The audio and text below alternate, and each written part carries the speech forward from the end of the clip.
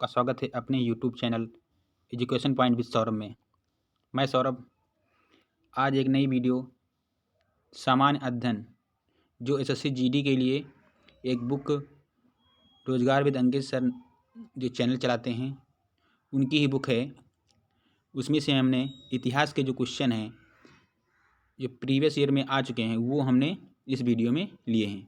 तो इस वीडियो में 1 से 50 तक के क्वेश्चन देखेंगे। इसके बाद जो अगले पार्ट में 50 से 100 तक के क्वेश्चन सॉल्व किए जाएंगे। तो देखते हैं इतिहास में जो हिस्ट्री है हमारी उसमें कौन से क्वेश्चन पिछले ईयर में आए थे। तो चलिए वीडियो को स्टार्ट करते हैं। ये हमारी बुक है अंकित भाटी सर की और इसमें पहला जो चैप्टर है उसमें इतिहास के जो क्वेश्चन हैं प्रीवियस ईयर में वो दिए गए हैं। तो वहीं हम सॉल्व आज देखेंगे कौन कौन से क्वेश्चन इसमें आए थे।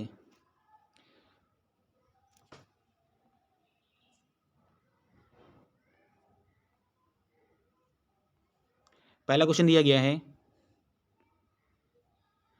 सम्राट ने मोहम्मद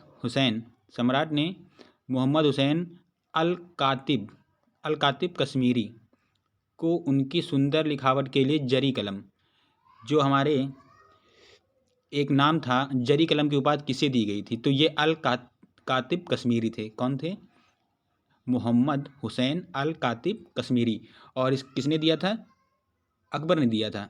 अकबर के दरबार में रहते थे। इनको जरी कलम की उपाधि दी गई थी अल कातिब कश्मीरी को। इसका व्याख्या देखते हैं। व्याख्या की दी गई, क्या दी गई है इसकी? व्याख्या दी गई है सम्राट अकबर ने मोहम्मद हुसैन अल कातिब को उनकी सुंदर लिखावट के लिए जरी कलम की उपाधि से सम्मानित किया गया था। अकबर मुगल वंश के राजा थे। तो ये सभी लोग जानते हैं मुगल वंश की स्थापना बाबर ने की थी और बाबर के बाद हुमायूं के बाद अकबर के बाद जहांगीर के बाद शाहजहां और शाहजहां के बाद औरंगजेब, ऐसे सभी का शासनकाल रहा था। तो अकबर का जन्म 15 अक्टूबर 1542 ईस्वी में अमरकोट में हुआ था। तो इनका जन्म कहाँ हुआ था? 1542 में अमरकोट किले में हुआ था। ठीक है। आगे क्या दिया गया व्याख्या में? आगे दिया गया है अकबर ने बीरबल को क्या दिया बोला था? कविप्रिय की उपाधि दी थी। तो कविप्रिय कौन थे? बीरबल को बताया गया। सीरी कलम ये अब्दुस समद को, ये पूछा जाता है कि सीरी कलम की उपाधि अब्दुस समद को दी गई थी। और भी कुछ उपाधियां थीं। ये दिया गया है महामात्र उपाधि नरहरि को और कंठभरण तानसेन को। जो तानसेन जो कवि थे, तानसेन एक गायक थे ना, तो उनको कंठभरण की उपाधि अकबर ने दी थी। और अमीर उल उमरा भगवान दास को। ठीक है। तो ये क्वेश्चन का व्याख्या थी। नेक्स्ट क्वेश्चन क्या है? नेक्स्ट दिया गया है कि कदमाई राजवंश किस राजवंश के तहत भू राजस्व का एक रूप था। कहने का मतलब क्या है कि जो कदमाई है ये किस राजवंश का भू राजस्व का नाम था। तो चोल, कुषाण, चालुक्य या गुप्त। तो ये चोल वंश के राजवंश के शासन में कदमाई जो कर था वो भू राजस्व के लिए लिया जाता था। तो यहाँ पे व्याख्या भी दी गई है कि चोल क्या थे। तो चोल के बारे में बताया गया है विजयालय 850 से 871 मतलब ईसा पूर्व। ठीक, ईसवी ईसा पूर्व नहीं होगा, ईसवी होगा। 850 से 871 ईसवी सम्राट को चोल वंश साम्राज्य का संस्थापक माना जाता है। तो विजयालय चोल वंश के संस्थापक थे। इस राजवंश ने तमिल में, ये कहाँ पे राजवंश था? ये सब दक्षिण के राजवंश, चोल, पांड्या, ये सब। संस्कृत को राज की भाषा के रूप में अंगीकृत किया था। तो यहाँ की जो राज की भाषा जो थी चोल वंश की वो संस्कृत भाषा थी। इस महान साम्राज्य में अंतिम शासक जो थे वो राजेंद्र तृतीय थे। राजेंद्र प्रथम, द्वितीय, फिर तृतीय ये आखिरी शासक थे चोल वंश के। और कदमाई जो था ये चोल वंश का तहत भू राजस्व का एक रूप था। ये वहाँ से कर लिया जाता था। कदमाई एक कर था भू राजस्व का। तो चलिए नेक्स्ट क्वेश्चन देखते हैं। नेक्स्ट क्वेश्चन दिया गया है 3rd नंबर क्वेश्चन कि जो रजिया पहली मुस्लिम शासिका जो थी, भारत में पहली मुस्लिम शासिका जो बोला जाता है वो रजिया सुल्तान को बोला जाता है। रजिया सुल्तान गुलाम वंश में आती हैं। तो ये रजिया सुल्तान किस तुर्की शासक की क्या बेटी थी या बेटी थी? किस तुर्की शासक की बेटी थी, ये पूछा गया क्वेश्चन। तो रजिया सुल्तान किसकी बेटी थी? तो रजिया सुल्तान जो थी वो इल्तुतमिश का पूरा नाम है शमसुद्दीन इल्तुतमिश की ये बेटी थी। दिल्ली पे 5 राजवंशों ने शासन किया है, जिसमें से पहला गुलाम, दूसरा खिलजी, फिर तुगलक, सैयद और लोदी। तो ये गुलाम वंश की स्थापना किसने की थी? कुतुबुद्दीन ऐबक ने की थी। किसने की थी? कुतुबुद्दीन ऐबक। ऐबक के बाद इल्तुतमिश आए थे। इल्तुतमिश के बाद इनकी जो बेटी थी ये रजिया सुल्तान थी। यहाँ पे रजिया सुल्तान के बारे में बताया गया है। रजिया सुल्तान इल्तुतमिश की पुत्री थी। कौन थी? इल्तुतमिश की पुत्री थी। रजिया मुस्लिम तथा तुर्की इतिहास की पहली महिला शासिका थी। जो पहली महिला शासक कौन थी? ये रजिया सुल्तान। रजिया को पर्दा प्रथा त्याग कर पुरुषों के समान करबा पहनकर दरबार में हिस्सा लिया। कहने का मतलब पर्दा प्रथा इन्होंने छोड़ दी थी। पूरे जैसे राजा रहते थे वैसे ही इन्होंने एक लड़की होके भी राजा जैसा पहनावा रखती थी। तो इनका जो विवाह था किसके साथ हुआ था? यहाँ पे बताया गया है रजिया की शादी अल्तुनिया के साथ हुई थी। रजिया की हत्या 1240 में डाकुओं द्वारा कैथल के पास हो गई थी। तो 1240 में रजिया सुल्तान को मार दिया गया था। इसमें और व्याख्या दी गई है। रजिया एक कुशल प्रशासक थी जिसने पानी की व्यवस्था, कला, संस्कृत, संगीत को प्रोत्साहन दिया। नेक्स्ट क्वेश्चन क्या है? नेक्स्ट क्वेश्चन दिया गया है, निम्नलिखित में से महाराजाधिराज की उपाधि धारण करने वाला प्रथम गुप्त सम्राट कौन था? तो महाराजाधिराज की जो उपाधि धारण की थी वो पहले गुप्त सम्राट थे चंद्रगुप्त प्रथम। तो पहले गुप्त जो सम्राट थे वो कौन थे? चंद्रगुप्त प्रथम। लेकिन गुप्त वंश की स्थापना किसने की थी? श्रीगुप्त ने की थी। श्रीगुप्त के बाद घटोत्कच के बाद ये हमारे चंद्रगुप्त प्रथम आए थे। तो चंद्रगुप्त प्रथम के पिता का नाम घटोत्कच था। गुप्त वंश का वास्तविक संस्थापक चंद्रगुप्त प्रथम को माना जाता है। अगर वास्तविक संस्थापक आता है तो चंद्रगुप्त प्रथम, और अगर संस्थापक की बात होगी तो श्रीगुप्त पे आप आंसर टिक करके आएंगे। चलिए देखते हैं इसकी व्याख्या क्या दी गई है। व्याख्या दी गई है, चंद्रगुप्त प्रथम गुप्त वंश के द्वितीय शासक घटोत्कच का पुत्र था। तो पहला शासक श्रीगुप्त, दूसरे घटोत्कच के पुत्र थे चंद्रगुप्त प्रथम। तो इस प्रकार चंद्रगुप्त प्रथम गुप्त वंश के तृतीय शासक माने जाते हैं। इनका कार्यकाल 319 से 324 ईस्वी तक रहा। ज्ञात अभिलेखों से पता चलता है कि चंद्रगुप्त प्रथम ही गुप्त वंश के प्रथम शासक थे। उन्होंने महाराजाधिराज की उपाधि धारण की। चलिए आगे देखते हैं क्या है। आगे महत्वपूर्ण बिंदु में दिया गया है, गुप्त वंश जो संवत था वो किसने चलवाया था? श्री चंद्रगुप्त ने ही गुप्त संवत की स्थापना की। तो गुप्त संवत किसने चलवाया था? चंद्रगुप्त ने। समुद्रगुप्त जो थे भारत का नेपोलियन या कविराज कहा जाता है। तो समुद्रगुप्त को भारत का नेपोलियन कहा जाता है। कविराज इसलिए कहा जाता है क्योंकि इनके सिक्के पर बीड़ा बजाते हुए समुद्रगुप्त को देखा गया है, इसलिए इनको कविराज भी कहा जाता है। आगे बताया गया इसमें, जो गुप्त वंश में जो नालंदा विश्वविद्यालय था इसकी स्थापना कुमारगुप्त ने की थी। कुमारगुप्त ने नालंदा विश्वविद्यालय की स्थापना की थी।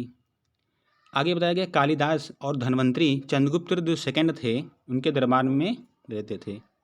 तो ये पूछ लेता है, जो कालिदास थे और धन्वंतरी थे ये सब किसके समकालीन थे? ये चंद्रगुप्त द्वितीय के दरबार में रहते थे। चंद्रगुप्त द्वितीय के दरबार में भी नवरत्न थे अकबर के जैसे ही। तो ये पूछता है कि किसके दरबार में नवरत्न थे?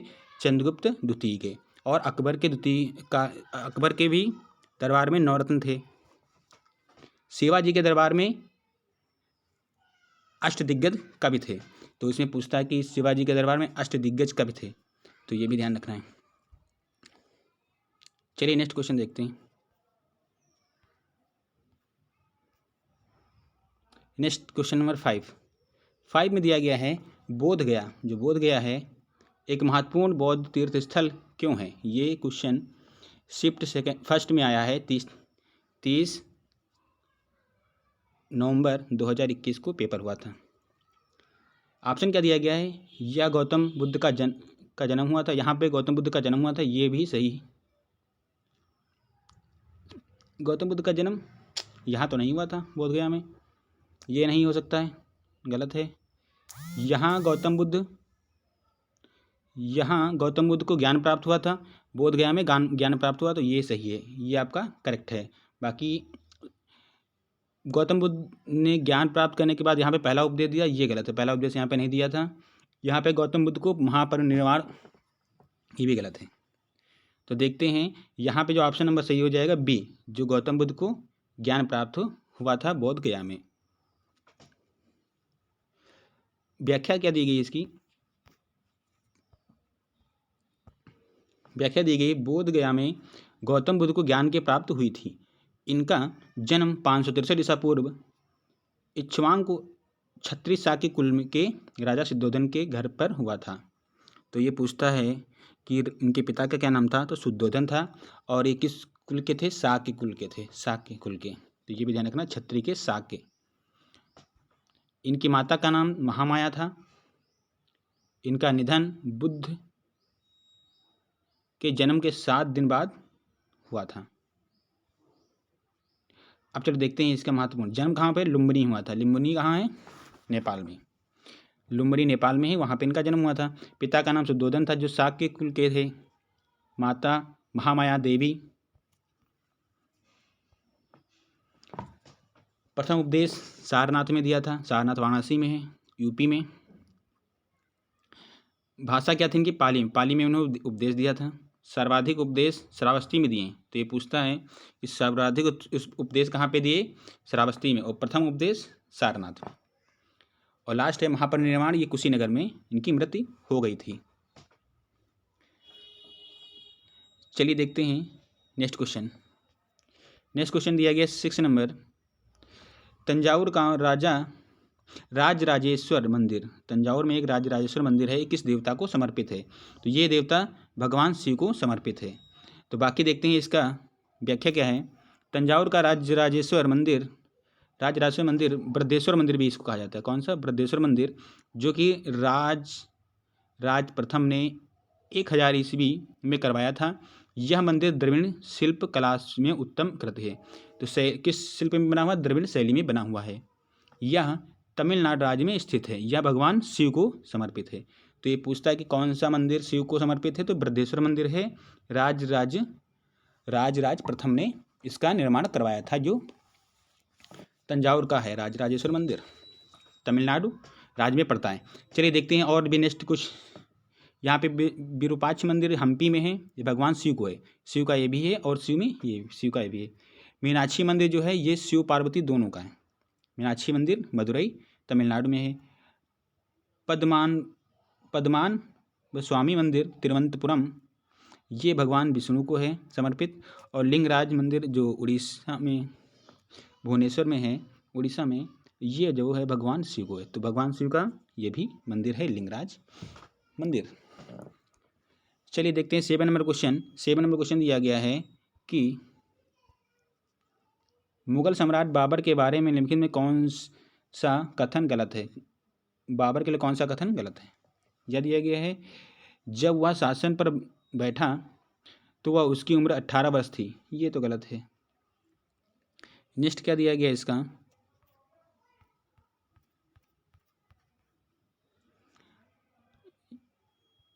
पहला तो ऑप्शन गलत हो गया। सेकंड क्या है, उसने फरगना के राज सिंहासन पर विजय प्राप्त की थी। ये सही है आपका।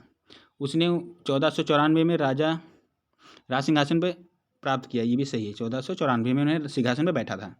पहला मुगल सम्राट भी था, ये भी सही है। तो ये ऑप्शन नंबर पहला गलत हो गया था, ये सिंहासन पर 18 वर्ष की उम्र में नहीं बैठा था। अब देखते हैं कुछ इसके बारे में, बाबर के बारे में। बाबर के बारे में बताया गया है, जहीरुद्दीन मोहम्मद उर्फ बाबर, इसका नाम क्या है, जहीरुद्दीन मोहम्मद उर्फ बाबर, मुगल साम्राज्य के संस्थापक माने जाते हैं।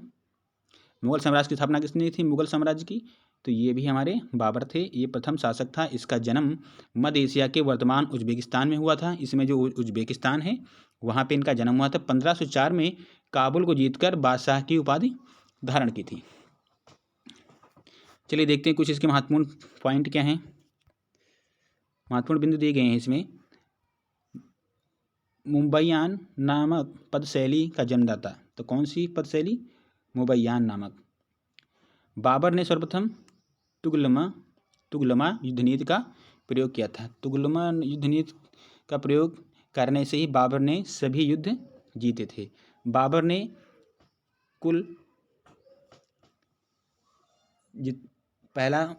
पहला पानीपत का प्रथम युद्ध किया।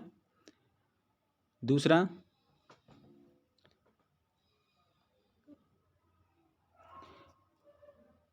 चलिए देखते हैं नेक्स्ट क्या है। बाबर ने कलंदर और गाजी की उपाधि धारण की, ये भी ध्यान रखना है। बाबर तुर्की में कृत संकलन है। बाबरनामा जो है बाबर ने खुद लिखा है, तुर्की में लिखा है, तो ये भी ध्यान रखना है। बाबर ने अपनी खुद आत्मकथा तुर्की में लिखी है। बाबर की मृत्यु 1530 ईस्वी में आगरा में हुई थी, तो बाबर की मृत्यु 1530 ईस्वी में हो गई थी। 1526 में स्थापना किया था मुगल साम्राज्य की और 1530 में मर गए थे। चलिए देखते हैं 8 नंबर क्वेश्चन। निम्नलिखित में से कौन सी पुस्तक बाणभट्ट द्वारा लिखित है? कौन सी पुस्तक बाणभट्ट द्वारा लिखित है? तो इसमें कौन सा हो जाएगा? हर्षचरित। हर्षचरित बाणभट्ट द्वारा रचित है। ये बाणभट्ट जो थे ये हमारे हर्षवर्धन के दरबार में रहते थे। ठीक है, और देख लेते हैं आगे व्याख्या में क्या दिया गया है। बाणभट्ट जो हैं ये द्वारा लिखित पुस्तक हर्षचरित है। बाणभट्ट 7वीं शताब्दी के संस्कृत गद्य लेखक और कवि थे। ये राजा हर्षवर्धन के दरबार के कवि थे। तो ये पूछता है कि जो बाणभट्ट थे ये किसके दरबार में रहते थे? हर्षवर्धन के दरबार में रहते थे। बाणभट्ट द्वारा रचित कादम्बरी दुनिया का पहला उपन्यास है। तो बाणभट्ट द्वारा कादम्बरी और हर्षचरित दोनों पुस्तकें लिखी गई हैं। देखते हैं कुछ इंपॉर्टेंट पुस्तकें और इसमें हैं, नीचे दी गई हैं, वो देख लेते हैं। इंपॉर्टेंट है पॉइंट, महत्वपूर्ण बिंदु। पहला दिया गया अकबरनामा अबुल फजल ने, ये सही है, ये ध्यान रखना है। मालविकाग्निमित्रम ये कालिदास की है। अष्टाध्यायी पाणिनि की है। रामायण वाल्मीकि जी ने लिखा है। महाभारत वेदव्यास ने। अर्थशास्त्र कौटिल्य या चाणक्य ने। ठीक है, इनका नाम चाणक्य भी है, कौटिल्य। कामसूत्र वात्स्यायन। नेक्स्ट बुद्धचरित जो है ये अश्वघोष ने। महाभाष्य पतंजलि। मेघदूतम कालिदास, तो मेघदूतम भी कालिदास की है। पंचतंत्र जो है ये विष्णु शर्मा की है। मुद्रा राक्षस विशाख दत्त और गीत गोविंद जयदेव। तो जितनी भी पुस्तकें इसमें दी गई हैं इंपॉर्टेंट है, ये आ सकती हैं। तो बृहद संहिता बरामिहिर। सूर्य सिद्धांत आर्यभट्ट ने और नाट्य शास्त्र भरत मुनि ने लिखा है। चलिए नेक्स्ट क्वेश्चन देखते हैं। नेक्स्ट क्वेश्चन क्या है? 10 नंबर क्वेश्चन। बनारस के इनमें से किस राजा को 1781 में वारेन हेस्टिंग द्वारा गिरफ्तार किया गया था? वारेन हेस्टिंग द्वारा गिरफ्तार किया था किस राजा को? बनारस के राजा थे, इनका नाम है चेत सिंह। क्या नाम था? चैत या चेत सिंह। बनारस में 1781 में वारेन हेस्टिंग ने राजा चेत सिंह को गिरफ्तार किया था। ठीक है, चलिए 11 नंबर क्वेश्चन देखते हैं। 11 नंबर क्वेश्चन दिया गया है कुतुब मीनार के 5वें तल का निर्माण किसके शासनकाल के दौरान किया गया था? तो जो 5वां तल है वो बनाया था फिरोज शाह तुगलक ने। तुगलक वंश के शासक थे फिरोज शाह तुगलक, उन्होंने ये कुतुब मीनार की 5वां तल बनवाया था। तो कुतुब मीनार के बारे में थोड़ा ध्यान देते हैं। इसमें क्या है, कुतुब मीनार की स्थापना, मतलब कुतुब मीनार का किसने निर्माण करवाया था, ये भी ध्यान रखना है आपको। पहला दिया इसमें आप दिया गया व्याख्या, अफगानिस्तान स्थित जामा की मीनार को प्रेरित होकर 1193 में कुतुबुद्दीन ऐबक ने कुतुब मीनार का निर्माण आरंभ करवाया था। तो कुतुब मीनार का जो निर्माण प्रारंभ करवाया था कुतुबुद्दीन ऐबक ने।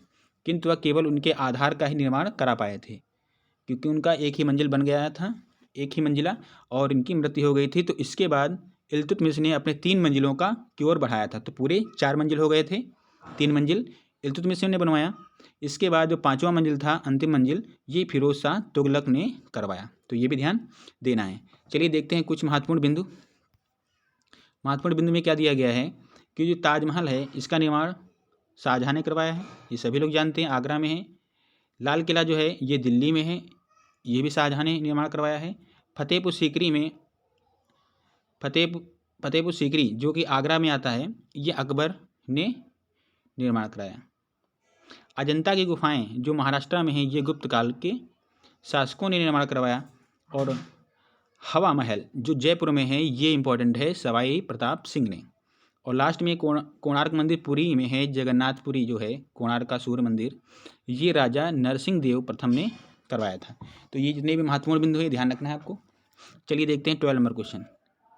12 नंबर क्वेश्चन में दिया गया है कि निम्नलिखित में से किसने अवध को अशांत क्षेत्र घोषित करने का महत्वपूर्ण भूमिका निभाई। इसमें से ब्रिटिश नियंत्रण में लाना आवश्यक हो गया था। ठीक है, तो ये डलहौजी हो जाएगा। हड़प नीति अपनाई थी डलहौजी ने, तो ये भी ध्यान रखना है। चलिए देखते हैं 13 नंबर क्वेश्चन।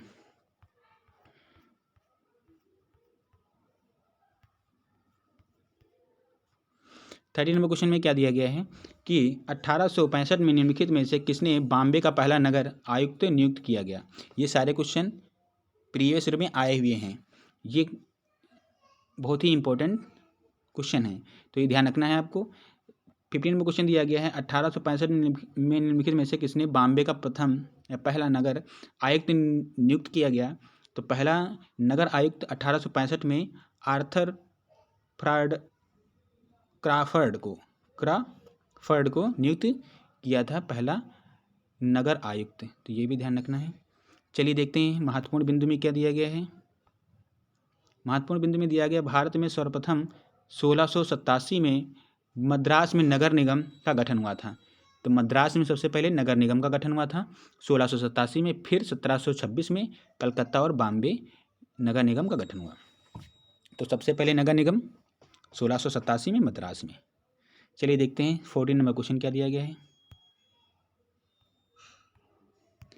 14 नंबर क्वेश्चन दिया गया है कि 1857 जो क्रांति के बारे में तो नहीं है, देखते हैं 1857 तक भारत के मुगल सम्राटों का लगभग 200 वर्षों तक निवास स्थान रह चुका था। अच्छा, तो ये ऑप्शन हो जाएगा लाल किला। परी महल तो होगा नहीं, आगरा का किला भी नहीं होगा, जहांगीर का महल भी नहीं होगा, ये लाल किला हो जाएगा। चलिए देखते हैं आगे क्या है। लाल किला 1857 तक मुगल सम्राटों के रहने का एक स्थान बन चुका था। 1857 की क्रांति से अंग्रेजों का आधिपत्य लाल किला पर स्थापित हुआ। 1857 क्रांति से अंग्रेजों ने लाल किले पर अधिकार कर लिया था। लाल किले का निर्माण 1638 से 1648 ईस्वी तक लगभग 20 सालों में हुआ था। तो लाल किले का जो निर्माण था वो 20 साल में हुआ था। चलिए देखते हैं कुछ इस इम्पॉर्टेंट महत्वपूर्ण बिंदु दिए गए हैं, वो भी देख लेते हैं। इसमें दिया गया है कि प्रथम मुगल जो सम्राट थे वो बाबर थे, ये ध्यान रखना है। अंतिम मुगल सम्राट थे बहादुर शाह जफर जो सेकंड थे। बहादुर शाह जफर ने दिल्ली से 1857 क्रांति का विद्रोह किया था। चित्रकला का स्वर्णिम जो काल था वो जहांगीर को माना जाता है। तो जहांगीर का जो काल था वो चित्रकला के लिए था। निरक्षर मुगल शासक जो था बिना पढ़ा लिखा वो अकबर था। चलिए देखते हैं नेक्स्ट क्वेश्चन। नेक्स्ट क्वेश्चन क्या है। 50 नंबर क्वेश्चन दिया गया है कि राजा टोडरमल निम्नलिखित में से किस मुगल सम्राट के शासनकाल के दौरान राजस्व मंत्री थे। तो जो राजा टोडरमल थे ये अकबर के दरबार में राजस्व मंत्री थे। तो अकबर के दरबार में 9 रत्न थे, उसमें से राजा टोडरमल भी ये थे। ये पूरा राजस्व का लेखा जोखा रखते थे। यहाँ पे बताया गया है राजा टोडरमल अकबर के दरबार के राजस्व मंत्री थे या अकबर के दरबार में 9 रत्नों में से थे। टोडरमल ने बांस के डंडों से भूमि पैमाइश शुरू करवाई। तो सबसे पहले बांसों के डंडे से, जिसको गट्ठा बोलते थे, उससे उन्होंने पैमाइश करवाना स्टार्ट किया था। अकबर के दरबार में नवरत्न कौन कौन से थे?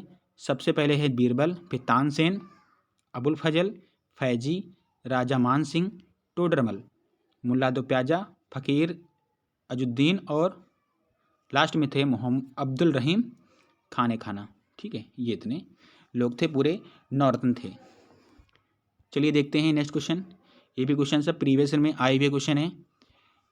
तो जो लोग SSC GD की 2023 के लिए एग्ज़ाम की तैयारी कर रहे हैं वो वीडियो शुरू से अंत तक जरूर देखें, उनके लिए बहुत ही हेल्पफुल रहने वाला है।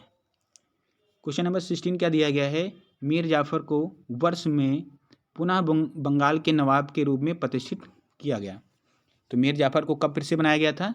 1763 से 1764 के बीच में फिर से इनको मीर जाफ़र को बंगाल का नवाब बनाया गया था। मीर जाफ़र कौन था, इसके बारे में देख लेते हैं नीचे। मीर जाफ़र बंगाल के नवाब, कहाँ का नवाब था? बंगाल का नवाब था। प्रारंभ में वह सिराजुद्दौला, जो सिराजुद्दौला थे उनका सेनापति था। उसका मुख्य सपना बंगाल का नवाब बनना था। वह प्लासी के युद्ध में 1757 में प्लासी का युद्ध सिराजुद्दौला और रॉबर्ट क्लाइव के बीच हुआ था। उसमें 1757 में रॉबर्ट क्लाइव के साथ मिलकर 1663-1664 में से बंगाल का नवाब बनाया गया। कहने का मतलब क्या है कि जो सिराजुद्दौला और रॉबर्ट क्लाइव के बीच युद्ध हुआ था 1757 में, जिसको प्लासी का युद्ध कहा जाता है, इसमें जो सेनापति थे मीर जाफ़र, उन्होंने धोखा दे दिया तो ये हार गए थे। इसके बाद मीर जाफ़र को बंगाल का नवाब बनाया गया। तो यहाँ पे कुछ युद्धों के बारे में बताया गया है, महत्वपूर्ण बिंदु वो भी देख लेते हैं। ये दिया गया है कि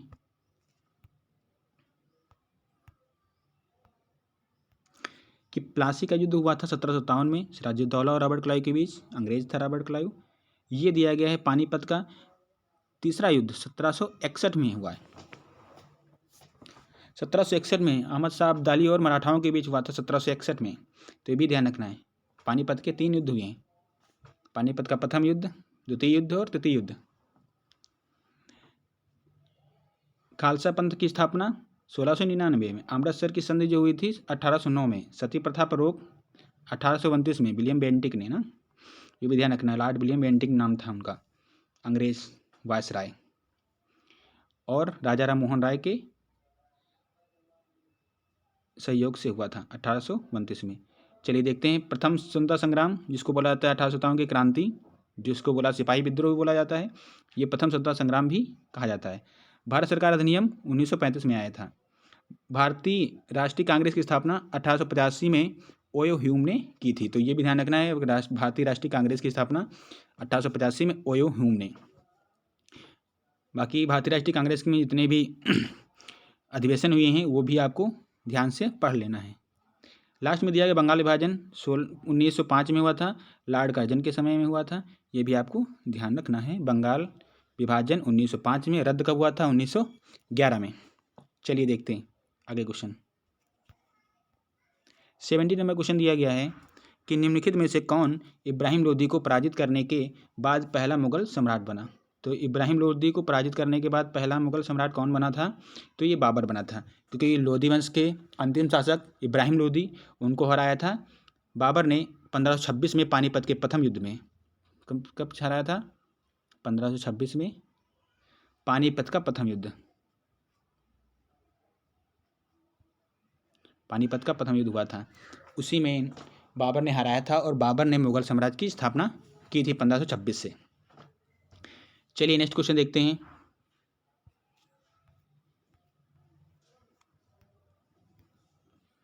नेक्स्ट क्वेश्चन क्या है? नेक्स्ट दिया गया 18 नंबर क्वेश्चन, शरीयतुल्लाह खान अंग्रेजों के खिलाफ का हिस्सा थे। इसमें बताया गया फराजी आंदोलन। किसमें आ जाएगा? फराजी आंदोलन। चलिए नेक्स्ट देखते हैं क्वेश्चन। नेक्स्ट दिया गया है बॉम्बे में पहली सूती मिल की स्थापना किस वर्ष हुई थी? तो 1854 में हुई थी, 1854 में। बाकी ये ठीक है, 1857 में क्रांति हुई थी, तो 1854 में, मतलब इससे 3 साल पहले ही। चलिए नेक्स्ट देखते हैं क्वेश्चन। नेक्स्ट में दिया गया है निम्नलिखित में से कौन सा समाचार पत्र राजा राम मोहन राय द्वारा शुरू किया गया था? तो कौन सा इसमें से है समाचार पत्र? जो संवाद कॉमेडी है ये राजा राम मोहन राय द्वारा शुरू किया गया था। बाकी ये सारे नहीं। तो ऑप्शन नंबर ए सही हो जाएगा। और इसमें कुछ देख लेते हैं इसका क्या है व्याख्या। तो संवाद कौमुदी है 19वीं शताब्दी के पूर्वार्ध में राजा राम मोहन राय द्वारा कोलकाता से प्रकाशित एक बंगाली साप्ताहिक समाचार पत्र था। तो बंगाली भाषा में था, राजा राम मोहन राय ने कोलकाता से प्रकाशित करवाया था। 1821 में प्रकाशित किया गया था। ठीक है, तो सन भी ध्यान रखना है। 1821 में यह पहला समाचार पत्र था जिसके लेखक राजा राम मोहन राय खुद थे। ठीक है, तो संवाद कॉमेडी था, राजा राम मोहन राय ने 1821 में प्रकाशित करवाया था कोलकाता से। किस भाषा में है? बंगाली भाषा में। चलिए नेक्स्ट देखते हैं। नेक्स्ट दिया गया है 21 नंबर क्वेश्चन। 21 नंबर क्वेश्चन क्या है कि कृष्णदेव राय जिन्होंने 1509 से 1529 तक विजयनगर पर शासन किया, किस राजवंश के थे? तो जो कृष्णदेव राय थे ये थे तुलु वंश के। ठीक है, तुलु वंश के थे। तो तुलु वंश के बारे में भी देख लेते हैं, नीचे क्या है। सबसे पहले संगम वंश देख लेते हैं। संगम वंश की स्थापना हरिहर और बुक्का नामक दो भाइयों ने की थी 1336 में। तुलु वंश की स्थापना जो थी वीर नरसिंह ने की थी। तो तुलु वंश के संस्थापक वीर नरसिंह थे और कृष्णदेव राय का संबंध तुलु वंश के राजा से थे जो बाबर के समकालीन थे। जो उत्तर में बाबर शासन कर रहे थे और दक्षिण में कृष्णदेव राय उस समय शासक थे, तुलु वंश के राजवंश थे। चलिए नेक्स्ट क्वेश्चन देखते हैं। नेक्स्ट क्वेश्चन दिया गया है खिलजी और तुगलक शासकों में सैयद कमांडरों को क्षेत्रों का गवर्नर नियुक्त किया गया। इस क्षेत्रों को किस नाम से जाना जाता था? तो इक्ता। कौन सी इक्ता प्रथा आई थी? तो ठीक है, ये भी ध्यान रखना है, इक्ता। नेक्स्ट क्वेश्चन देखते हैं 23 नंबर क्वेश्चन। कालिदास रचित नाटक अभिज्ञान शाकुंतलम, शकुंतला और राजा किसके प्रेम की कथा है? तो ये भी ध्यान रखना है, अभिज्ञान शाकुंतलम में जो दुष्यंत राजा थे उनके बारे में यहाँ पे प्रेम कथा के बारे में बताया गया है। चलिए देख लेते हैं कालिदास की और भी रचनाएं जो हैं उसमें कौन कौन से पात्र रहे हैं। तो ये कालिदास की जो अभिज्ञान शाकुंतलम है इसमें शकुंतला और राजा दुष्यंत की प्रेम कथा है। और भी जो महत्वपूर्ण बिंदु हैं उसमें देख क्या दिया गया है कि कालिदास की रचनाएं हैं मालविकाग्निमित्रम, एक है मालविकाग्निमित्रम, इसमें अग्निमित्र और मालविका की प्रेम कहानी है। दूसरी है कुमार संभवम, इसमें शिव पार्वती प्रेम कथा और कार्तिकेय, भगवान कार्तिकेय के बारे में है, जन्म के बारे में। और मेघदूत में यक्ष राज द्वारा मेघ से और प्रेयसी को संदेश भेजने की प्रार्थना है। तो मेघदूतम में यक्ष और मेघ।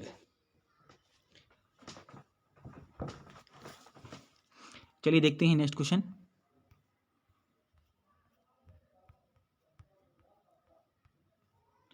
ट्वेंटी 24 नंबर क्वेश्चन क्या है कि वर्ष में अपनाए गए भारतीय राष्ट्रीय कांग्रेस के तिरंगे झंडे के केंद्र में एक चरखा रखा गया था। तो भारतीय राष्ट्रीय कांग्रेस में तिरंगे को अपनाया गया था, तो उसमें चरखा किसमें था? 1931 में। तो 1931 में चरखा भी बीच में आया था। पहले क्या था, जो भारतीय राष्ट्रीय कांग्रेस में तिरंगा जो था उसमें पूरे 3 पत्तियाँ थी केवल, किसने? पिंकली वेंकैया ने निर्माण किया था। इसके बाद उसमें 1931 में चरखा भी शामिल किया गया था। तो यहाँ पे बताया गया है, कुछ देख लेते हैं। वर्ष 1931 में अपनाए गए भारतीय राष्ट्रीय कांग्रेस के तिरंगे झंडे के केंद्र में एक चरखा रखा गया था। भारतीय संविधान निर्माण के दौरान झंडा समिति के अध्यक्ष कौन थे? डॉक्टर राजेंद्र प्रसाद। भारतीय तिरंगे की लंबाई और चौड़ाई का अनुपात भी उन्होंने बताया था कि 3:2 में रहेगा। 22 जुलाई 1947 को अपनाया गया था। तो जो तिरंगा है वो संविधान सभा द्वारा कब अपनाया गया था? 22 जुलाई 1947 को। तो ये भी ध्यान रखना है आपको। चलिए देखते हैं 25 नंबर क्वेश्चन। 25 नंबर क्वेश्चन दिया गया है कि गांधी जी ने वर्ष अहमदाबाद में सूती मिल श्रमिकों के साथ मिलकर एक सत्याग्रह का आयोजन किया। कब किया था? 1918 में। तो गांधी जी जो सबसे पहले साउथ अफ्रीका से 1915 में आए थे, उसके बाद 1916 में उन्होंने साबरमती आश्रम की स्थापना की थी। तो गांधी जी द्वारा जो भी आंदोलन हुए हैं उनको ध्यान से आपको पढ़ लेना है। गांधी जी आए थे 1915 में साउथ अफ्रीका से। 1916 में उन्होंने साबरमती आश्रम की स्थापना की। इसके बाद 1917 में उन्होंने जो बिहार में एक क्या हुआ था, एक नील की खेती के लिए आंदोलन हुआ था, उसमें उन्होंने 1917 में भाग लिया था। 1918 में उन्होंने मिल मजदूर और कौन सा 1918 में मिल मजदूर हो गया। और 1920 में आपका जानते हो क्या हुआ है, जलियांवाला बाग हत्याकांड हुआ था। 1920 में, और 1930 में उन्होंने दांडी मार्च किया था। तो ये दांडी मार्च में 1930 आपको ध्यान रखना है। तो गांधी जी से जो भी क्वेश्चन हैं उनको आपको अच्छे से पढ़ लेना है। चलिए देखते हैं इसके बारे में कुछ दिया गया डिस्कस, नीचे दिया गया है। हाँ, इसमें व्याख्या भी दी गई है। गांधी जी ने वर्ष 1918 में अहमदाबाद सूती मिल श्रमिकों के हितों में रक्षा के लिए एक सत्याग्रह का आयोजन किया था। तो 1918 में अहमदाबाद में सूती मिल श्रमिकों के हितों की रक्षा के लिए एक सत्याग्रह किया था। और गांधी द्वारा जो महत्वपूर्ण सत्याग्रह किए गए हैं ये मैंने बताया था 1917 में चंपारण, हाँ चंपारण जो था बिहार में है, यहाँ पे सत्याग्रह हुआ था। दूसरा खेड़ा सत्याग्रह भी 18 में हुआ था और अहमदाबाद भी 18 में। तो ये भी खेड़ा और सत्याग्रह और अहमदाबाद मिल मजदूर सत्याग्रह ये दोनों 18 में हैं। फिर खिलाफत 1919 में, ये यहाँ ध्यान रखना है आपको, खिलाफत 1919 में, और असहयोग 1920 में, और सबने अवज्ञा आंदोलन जिसको दांडी मार्च भी यहाँ पे बोलते हैं 1930 में, और भारत छोड़ो आंदोलन गांधी ने स्टार्ट किया था 1942 में। तो गांधी जी द्वारा यहाँ पे दिए गए हैं, ये भी आपको सन ध्यान रखना है। 26 में आते हैं। 26 में दिया गया है कि साम्राज्य के शासनकाल में भारतीय सभ्यता का स्वर्ण युग कहा जाता है। किसको स्वर्ण युग कहा जाता है? गुप्त, क्योंकि गुप्त काल में ही सबसे ज़्यादा सोने के सिक्के चलाए गए थे, इसलिए उसको स्वर्ण काल भी कहा जाता है, सभ्यता का स्वर्ण काल है। ठीक है, चलिए देखते हैं।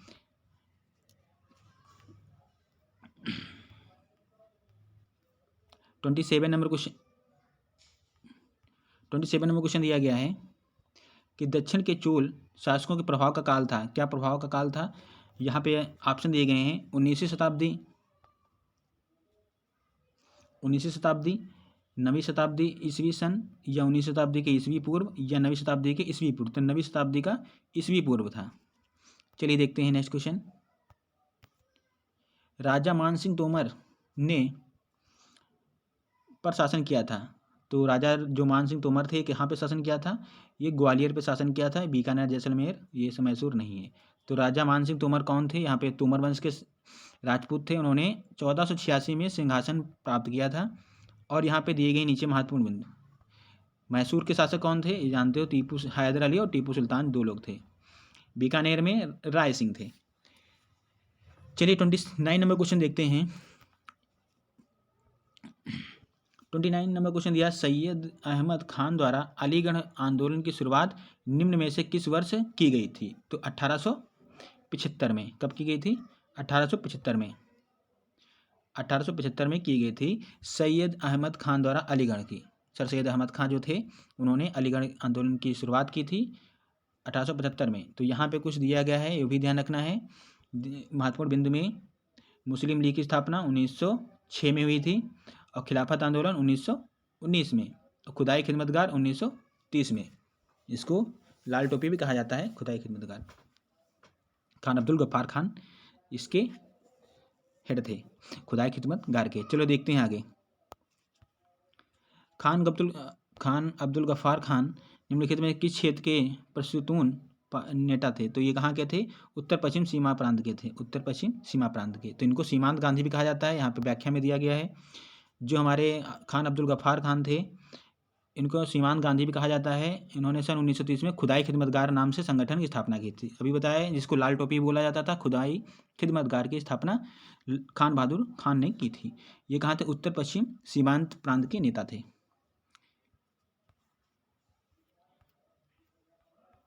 चलिए कुछ और देख लेते हैं क्वेश्चन। ये दिया गया है, तो यहाँ पे महाजनपद से क्वेश्चन आ गया है कि महाजनपद कितने हैं? निम्नलिखित में से कौन सा 16 महाजनपदों में से नहीं है? तो 16 महाजनपद है, उसमें कौन सा नहीं है? ये हमारा काम रूप नहीं है, बाकी अंग है, कुरु भी है, कौशल भी है, सारे हमारे हैं। तो नीचे 16 महाजनपदों के नाम भी दिए गए हैं, वो ध्यान देते हैं। चलिए 16 महाजनपद कौन कौन से हैं? 16 महाजनपद कौन कौन से हैं यहाँ पे दिया गया है। सबसे पहले अंग, मगध, काशी, वत्स, वज्जी, कौशल, अवंती, मल्ल, पंचाल, चेदी, कुरु, मत्स्य, कंबोज, सूरसेन, अस्मक और गांधार। ये हमारे पूरे 16 हैं, 16 हैं। इनकी सबकी राजधानी है, वो भी आपको ध्यान रखना है, पढ़ लेना। चलिए देखते हैं 32 नंबर क्वेश्चन क्या है। जो हमारा सिंधु घाटी सभ्यता सिंधु घाटी सभ्यता के निम्नलिखित में से किस स्थल को महान स्नानागार की खोज की गई? तो महान स्नानागार कहाँ पे? मोहनजोदड़ो में आपको मिला था। विशाल महान स्नानागार या विशाल अन्नागार दोनों ही कहाँ? मोहनजोदड़ो में प्राप्त हुए थे। चलिए देखते हैं आगे। मोहनजोदड़ो से और को क्या मिला है? मोहनजोदड़ो से मिला है नर्तकी कांस्य मूर्ति, जो नाचती हुई एक महिला है, उसकी कांसे की जो मूर्ति है वो मोहनजोदड़ो से प्राप्त हुई। 3 मुख वाले देवता पशुनाथ की मूर्ति भी मोहनजोदड़ो से प्राप्त हुई है। महान स्नानागार भी मोहनजोदड़ो और विशाल अन्नागार भी मोहनजोदड़ो। तो कालीबंगा से क्या है? कालीबंगन से जूते हुए खेत और का अग्नि पूजा के साक्ष्य भी मिले। ठीक है। लोथल से चावल के प्रथम साक्ष्य मिले। लोथल हमारा क्या है? बंदरगाह भी था। बनमाली से मिट्टी का बना हल प्राप्त हुआ था। चलिए देखते हैं नेक्स्ट क्वेश्चन। नेक्स्ट क्या है? अपने 5 वर्षीय पुत्र वीर नारायण की ओर से शासन करने वाली पहली रानी दुर्गावती किस जनजाति से संबंधित थी? तो रानी दुर्गावती किस गोंड जनजाति से संबंधित थी? गोंडवाना। ठीक है, चलिए देखते हैं इसका क्या दिया गया है। जबलपुर में क्या है? इसका मुख्य केंद्र कहाँ? जबलपुर था। जो हमारी रानी दुर्गावती थी, इनका मुख्य केंद्र क्या था? रानी दुर्गावती मध्य प्रदेश के गोंडवाना क्षेत्र से शासन थे और इनका क्षेत्र जबलपुर था। ठीक है, तो गोंड जनजाति से इनका संबंध था रानी दुर्गावती का 1524 से 1564। नेक्स्ट क्या दिया गया क्वेश्चन 34। मुगल सम्राट शाह आलम द्वितीय ने ईस्ट इंडिया कंपनी को बंगाल प्रांत का दीवान किस वर्ष नियुक्त किया गया था? तो मुगल सम्राट शाह आलम द्वितीय को ईस्ट इंडिया कंपनी का बंगाल का प्रांत का दीवान कब बनाया गया था? तो 1765 में। कब बनाया गया था? 1765 में। तो शाह आलम द्वितीय कौन थे? यहाँ पे बताया गया है नीचे। शाह आलम द्वितीय, मुगल सम्राट के शाह आलम द्वितीय ने ईस्ट इंडिया कंपनी को बंगाल का प्रांत का दीवान 1765 में नियुक्त किया गया और 1764 में बक्सर के युद्ध में अंग्रेजों ने शाह आलम द्वितीय सिराजुद्दौला को पराजित कर दिया। ठीक है, 1764 जो युद्ध हुआ था बक्सर का, इसमें शाह आलम द्वितीय सिराजुद्दौला ने को अंग्रेजों ने हरा दिया था। इसके बाद उन्होंने शाह आलम द्वितीय को ईस्ट इंडिया कंपनी का दीवान बनाया गया था।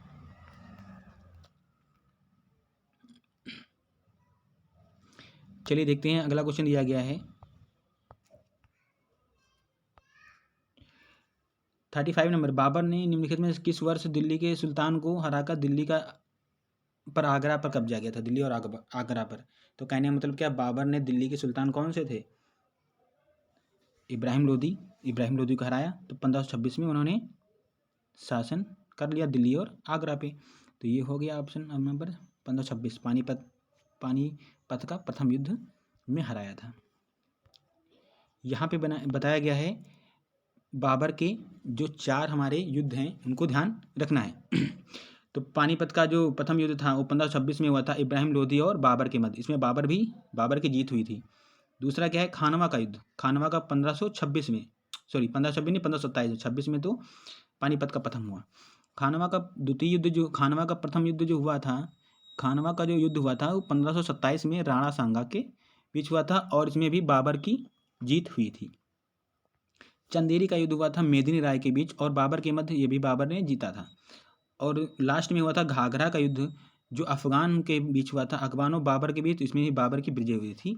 तो पूरे बाबर ने 4 युद्ध लड़े थे और 4 युद्ध में बाबर की जीत हुई थी। और लाइन से हैं पूरे 1526, 1527, 28, 29 और 30 में 1530 में बाबर की मृत्यु हो गई थी। तो ये सब आपको ध्यान रखना है, ये बाबर से क्वेश्चन जरूर आते हैं एग्जाम में। चलिए देखते हैं 36 नंबर क्वेश्चन। 36 नंबर क्वेश्चन दिया गया है, ये भी क्वेश्चन आया हुआ है कि मौर्य साम्राज्य के तीर्थयात्रियों पर लगाया जाने वाला कर का नाम क्या था? तो यह था यात्रा वेतन था। जैसा नेम वैसा से कर था, यात्रा वेतन था। ठीक है, चलिए देखते हैं नेक्स्ट क्वेश्चन क्या है। 37 नंबर क्वेश्चन। 37 नंबर क्वेश्चन दिया है अलाउद्दीन खिलजी द्वारा लगाया गया खराज, जो खराज था किसानों की उपज का लगभग कितने % के बराबर था? ये 50% के। जो अलाउद्दीन खिलजी थे, खिलजी वंश में ही थे, तो खिलजी वंश में खराज एक कर था जो उपज पे लगाया जाता था। जो किसानों की उपज थी उसका 50% हिस्सा ले लिया जाता था।